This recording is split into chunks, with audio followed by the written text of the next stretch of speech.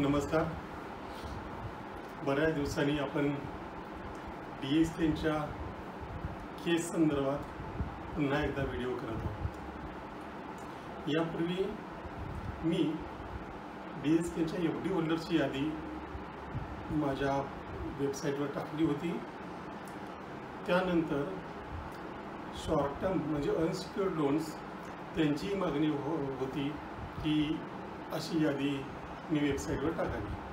खरं तर मलाही वारंवार व्हिडिओ करायला जमत नाही, परंतु जर ज्या वेळेला मी केलेला व्हिडिओ आपल्यापर्यंत डायरेक्ट पोहोचावा असं वाटत असेल तर सुरुवातीला ज्यांनी अजूनही माझ्या या चॅनलला सबस्क्राईब केलं नाही त्यांनी ताबडतोब सबस्क्राईब करावं, म्हणजे अशी जी काही माहिती मी टाकेन ती त्या वेळेला त्यांना तातडीने मिळेल.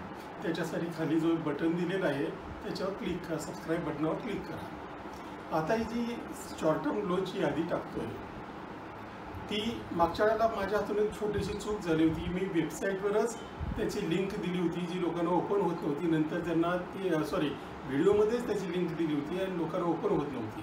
आता मात्र तसं होणार नाही. आता जी मी लिंक देणार आहे ती याच्यावर नसता, म्हणजे व्हिडिओवर नसेल तर खाली कॉमेंटमध्ये त्याची लिंक दिलेली असेल, त्याच्यावर किंवा विजयकुमार.com वर ही तुम्हाला यादी पाहायला मिळेल. साधारणपणे 630 कोटी रुपये शॉर्ट टर्म लोनवाल्यांचंही देणं आहे. आता या संदर्भात कोर्ट पुढे काय निर्णय घेतं, उद्या 8 तारखेला काय होतं, सगळ्या प्रॉपर्टीज विक्री कधी होतात किंवा ही केस ईडीकडे कधी जाते याकडे सगळ्यांचे डोळे लागून राहिलेले आहेत. आत्ता तरी म्हणजे जरी ऑर्डर झाली, काही पैसे गुंतवणूकदारांना द्यावेत, तरी ती ऑर्डर इम्प्लिमेंट करणं तसं सोपं नसेल. कारण मी यापूर्वी सांगितलेलं आहे की DSKच्या विविध कंपन्यांकडून विविध लोकांनी ठेवी गुंतवलेल्या आहेत. या कंपन्यांकडचं येणं आणि त्या कंपनीमध्ये गुंतवलेल्या गुंतवणूकदारांची रक्कम याचा ताळमेळ जुळला पाहिजे. म्हणजे समजा DSK डेव्हलपर्स असेल तर DSK डेव्हलपर्सचे जे गुंतवणूकदार आहेत त्यांना DSK डेव्हलपरकडून येणाऱ्या रकमेचं परतावा दिला जाईल, तोही समान याच्यामध्ये. समजा DSK कंपनीचं असेल तर त्या DSK कंपनीकडून येणाऱ्या पैशाचं किंवा त्यांच्याकडून वसूल होणाऱ्या पैशाची DSK कंपनीच्या गुंतवणूकदारांना वाटप होईल.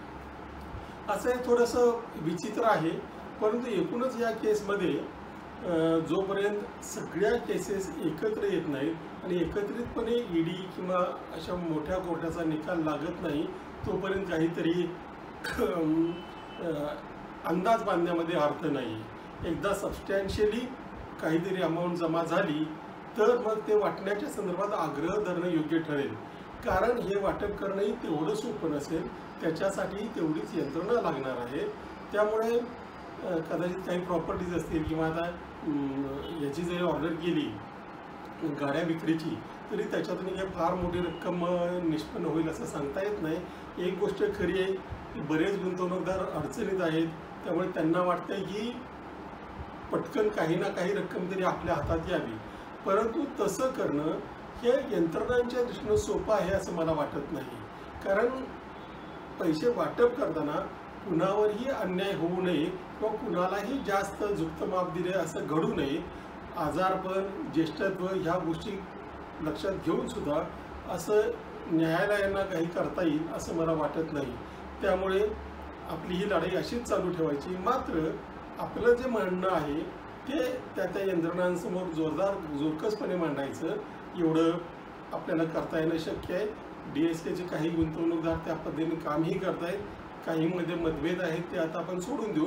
परंतु आत्तापर्यंत जो लढा दिलेला आहे तो तसाच पुढे चालू ठेवला तर कधी ना कधी या प्रकरणात यश मिळेल याची मला खात्री आहे.